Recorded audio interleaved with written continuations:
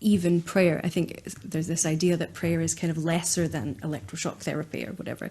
But we know, and we certainly know through reading the evidence, that prayer is harmful. And, it can lead to feelings of self-doubt, isolation, minority stress, and obviously we know that leads to mental health problems and could really lead to acute mental health problems and suicidal ideation.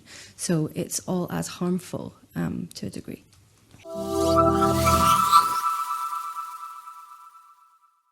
Prayer's as bad as electric shock therapy. It's dangerous. It leads people to commit suicide. And if you'd like to know, the lady speaking there is from the Equality Network, so she is paid out of your taxes. Now, where do you think such a ridiculous comment as that can go unchallenged in Scotland? You guessed it. It's in the Scottish Parliament. A committee of the Scottish Parliament. So let's see what this is all about. And the Commission supports a comprehensive ban on so-called conversion therapy by organisations and individuals in all settings and for all LGBT plus people. So they're discussing the proposed so-called conversion therapy ban. And in this committee of the Parliament, there are various people coming to speak to them and offer their expertise.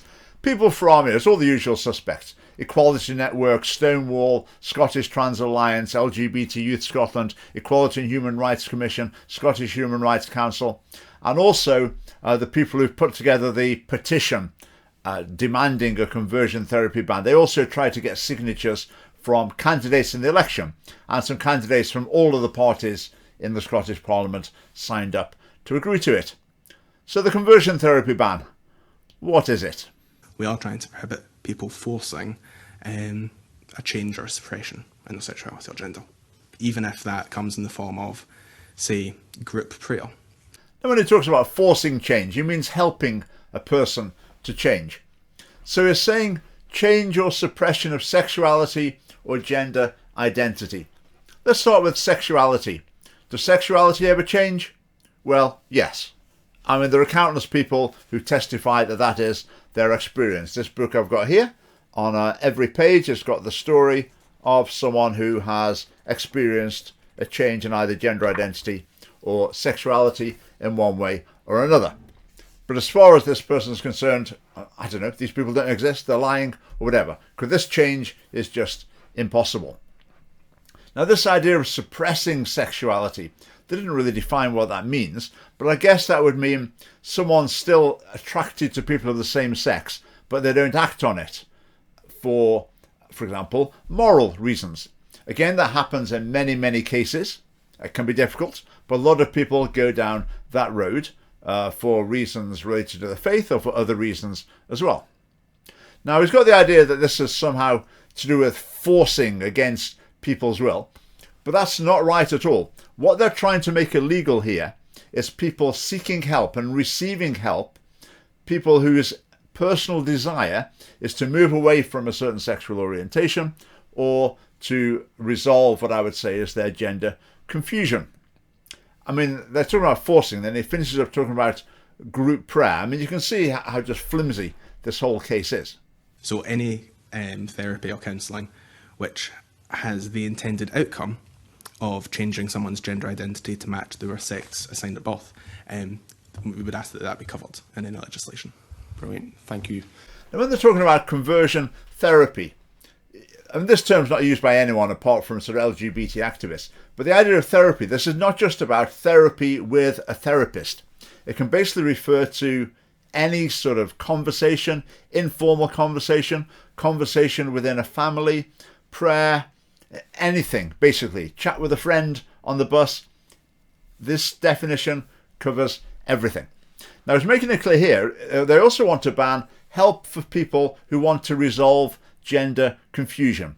That's regarded as a bad intention. If you want to help someone to resolve gender confusion and become happy in the sex that they really are, then you're a conversion therapist and you should be banned. You know, if you go around doing that, well, you maybe end up in prison. That's what these people are arguing for, and that's what all the parties seem to be going along with in the Scottish Parliament. Now, we've seen already in schools, they have to take the approach of affirming a child's incorrect, basically, gender identity. And this is saying not only does it have to be affirmed, it will be illegal to try and steer someone away from that into alignment with their actual sex. And this law, as I say, would apply to parents as well. And you just caught the response from an MSP at the end of what he said there. The MSP said, "Brilliant, thank you." I don't know which party they're from, but frankly it makes no difference because they're basically all saying the same thing in this committee. Conversion therapy is based on the homophobic and the transphobic belief that something needs changed or fixed in people. If someone is going into, say, a counsellor's office or a therapist's office or one-on-one with a minister or another faith leader, if they are going into that and the person on the other side of the table wants to quote-unquote fix them, that is never going to work. That is based on a false assumption that they can be fixed or changed, or need fixed or changed. Now you can see there, using the word fixed, no one would really use the word fixed. That would be an undiplomatic term to use, to say the least. But that's what they're doing. They're always trying to project and present the other side in the most uncharitable and unfair manner that they can. So is there ever a need to change sexuality or gender identity? Well, a lot of people find in their personal lives that there is. Maybe in terms of sexuality, that might be related to faith and their moral opinions. When it comes to gender identity, it might be related to alignment with the facts. Can people change? Well, yes, I've said that already. There's lots of accounts of people who have changed. But for this young man, ideology overwhelms testimony. He just rejects that. From some people, you get the idea if someone changes their sexuality or seems to have changed their sexuality, that showed that they weren't really gay in the first place. But how does that make sense? Surely if you can find out you weren't really gay in the first place, then surely that means you can change. I mean, how do you know if you really are gay? I mean, again, it all just falls to bits. So what's the problem with this so-called conversion therapy? Let's hear a bit more. They also breach the right to health. Every person, without distinction, should be able to enjoy the highest attainable standard of physical and mental health. So people have got a right to health, a right to the highest standard of physical and mental health. But hang on a minute, homosexual relationships tend to be associated quite strongly with mental health problems, physical health problems, addictions, a lot of negative outcomes. How does that fit together with this right to health approach? When it comes to transgenderism as well, what does that lead to in general in people's lives in the future? Does it lead to the highest standards of physical and mental health? I would suggest not. Will any MSPs point out this fact? No, of course not. And the right of persons to be fully respected for their sexual orientation and gender identity. Now, if what was said there was people have got to be respected regardless of sexual orientation and gender identity, I would say, okay, that's fine. You respect everyone as a human being, absolutely. But it didn't say that. The phrase was that people have to be respected for their sexual orientation and gender identity. So the attitude has to be, I really respect you for being a woman, even though you're really a man. Or I really respect you for being a lesbian, even though I think that lifestyle isn't actually right. I think it's immoral. But that's what they say. The very existence of conversion practices in our society promotes a culture in which LGBT plus people are seen as needing to be fixed, thereby undermining their dignity and encouraging discrimination and violence against them.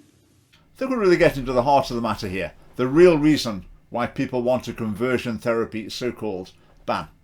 I believe the stories about the damage it does to people, I basically overall don't believe them. I believe if you've got a big campaign of people who want to get this stopped, then you're going to get strings of people who are going to come along with stories about how they've been negatively affected. Just that's going to happen.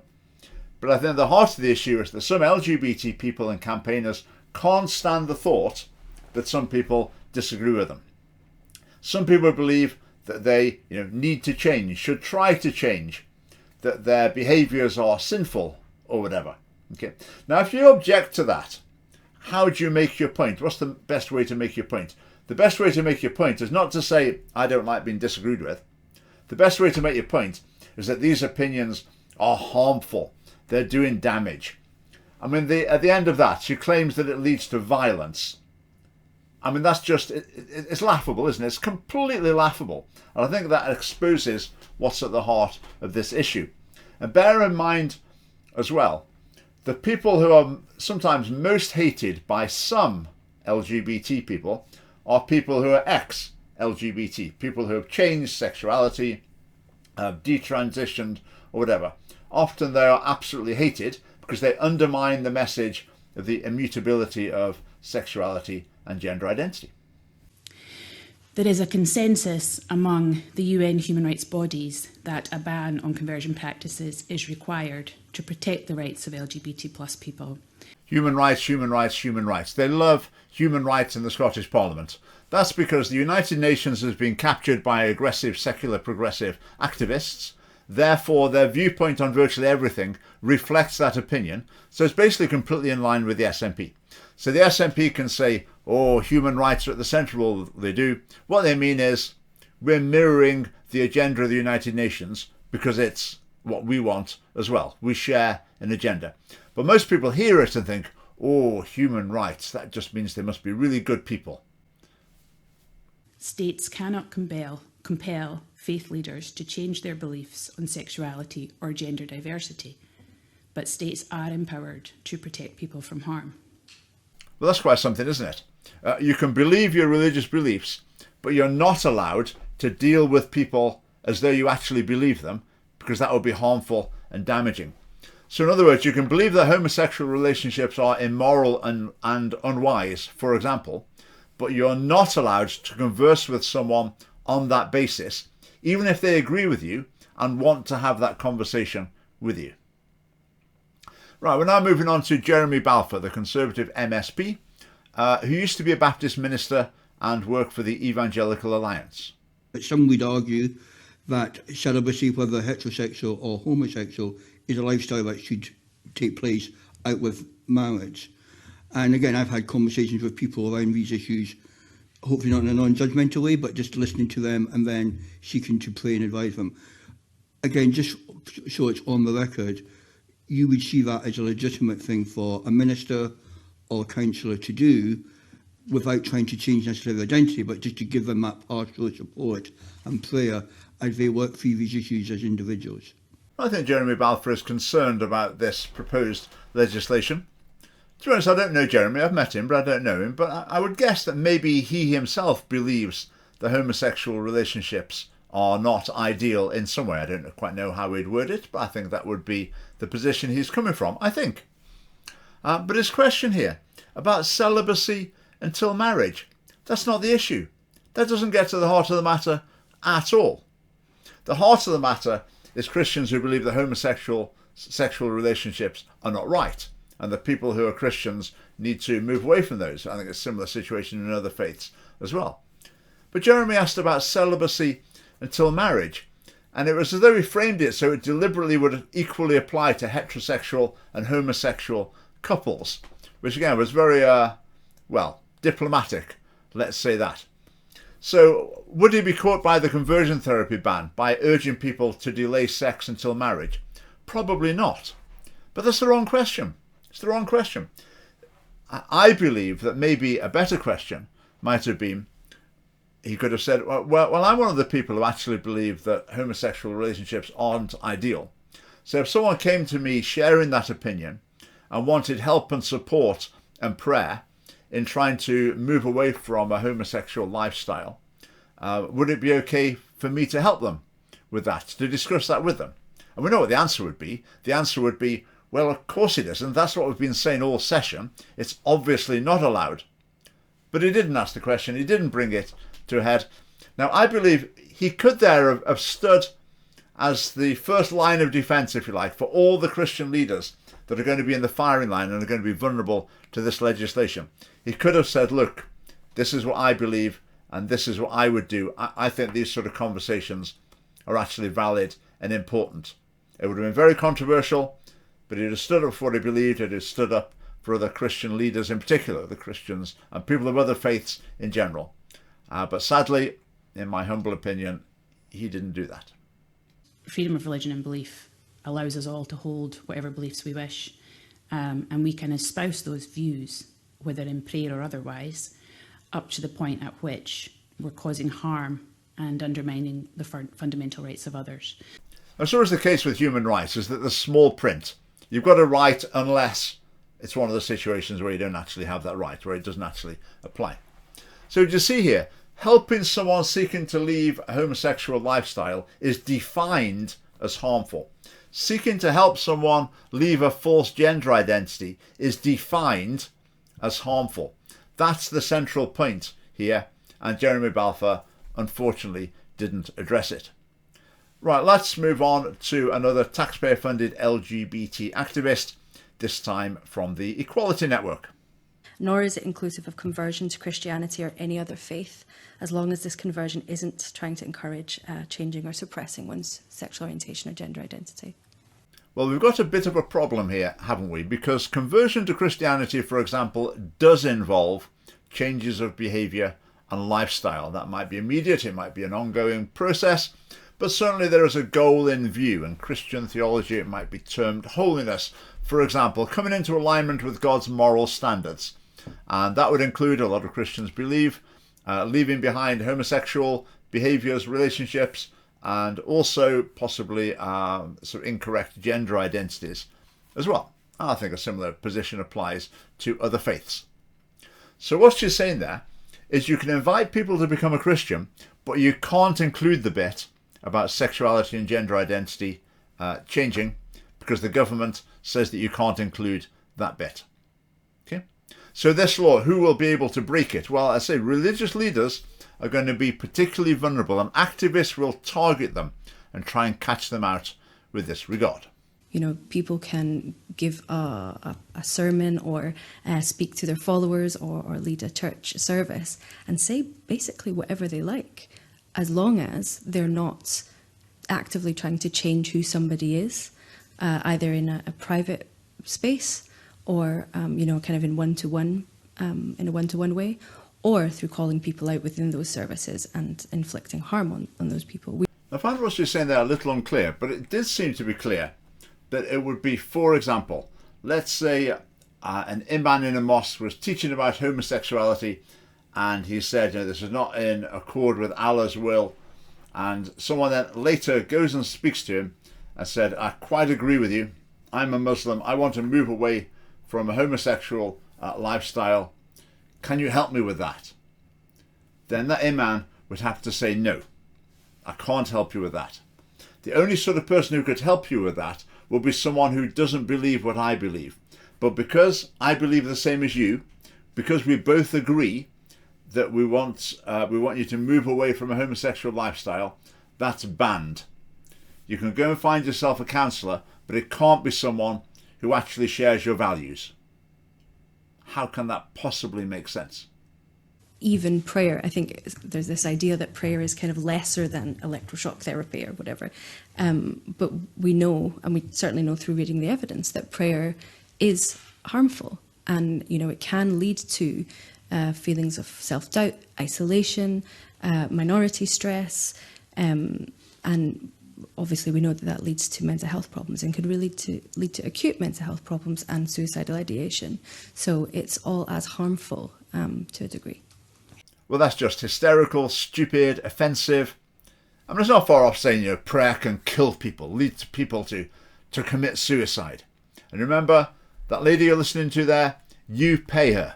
Your taxes pay her wages to spout this nonsense in the Scottish Parliament. And if you want to stop the government funding to the Equality Network, then you need to vote for the Scottish Family Party.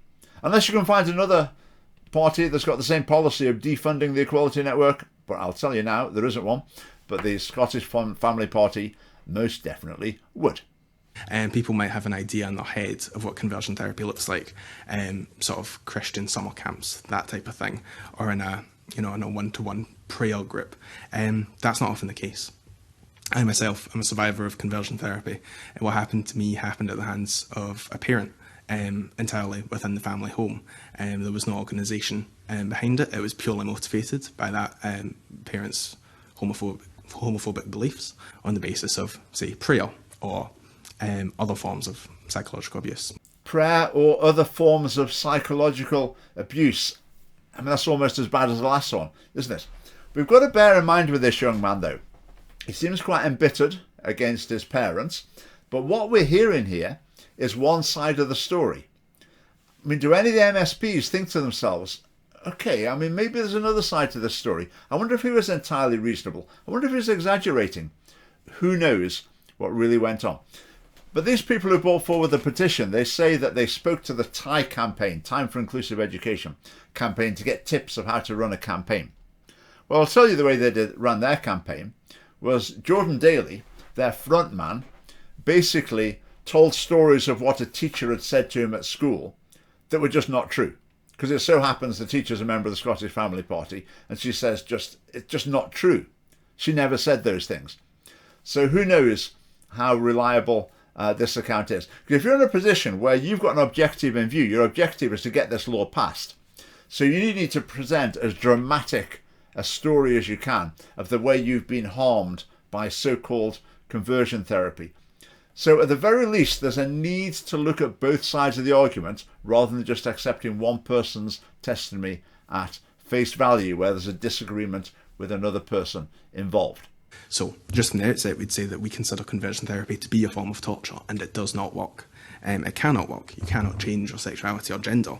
In the cases where people may consent to it, again, with that said, that people cannot consent to torture.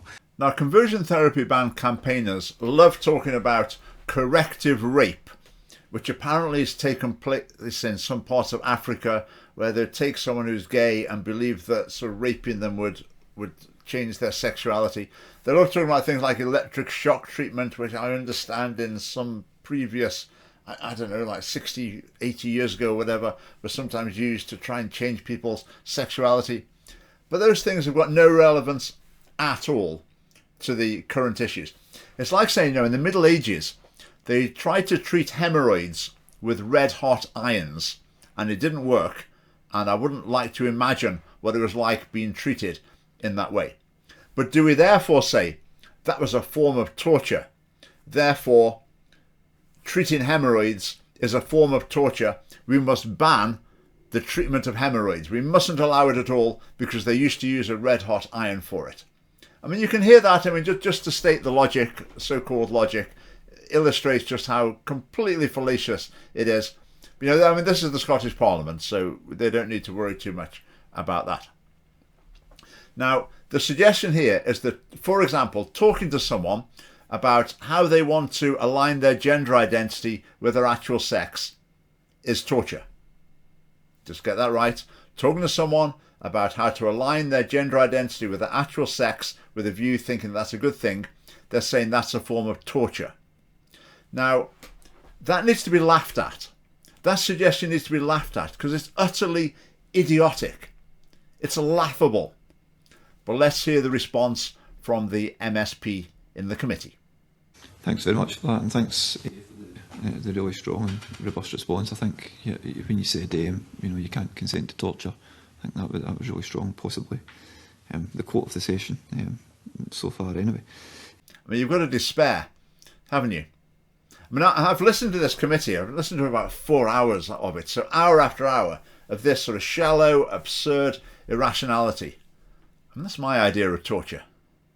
It can be difficult to draw the line between consensual and not. If someone says, I'm uncomfortable with my sexuality and I want support with it, if they've been brought up in, say, a fundamentalist religious environment where that discomfort has come from the fact that they have been taught since childhood that they are broken or needing fixed, we do not believe that to be truly consensual.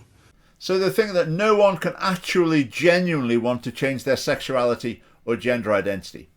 So the person who says, I actually do want to change my sexuality or gender identity, they would say, no, you don't really think that. We know better than you do what you want. I mean, that's pretty strange, isn't it? But things are now going to get even weirder. What would be the consequences if we were to expand that out to include, for instance, conversion therapy for people who are not neurotypical? Because autistic conversion therapy comes, in my view, has exactly the same kinds of coercion, torture that you've both been talking about. Now, this is a Green MSP, and what she's talking about here is, for example, I mean, autism. Now, people with autism can find social interactions difficult in some ways, and there are programs that people have to try and help, for example, people with autism to develop some skills that are going to help them in dealing with people in their life. That would be a positive step for them. That would seem quite uncontroversial to me. But some people regard that as a form of conversion therapy, therefore a bad thing, therefore it should be banned. Okay, what next?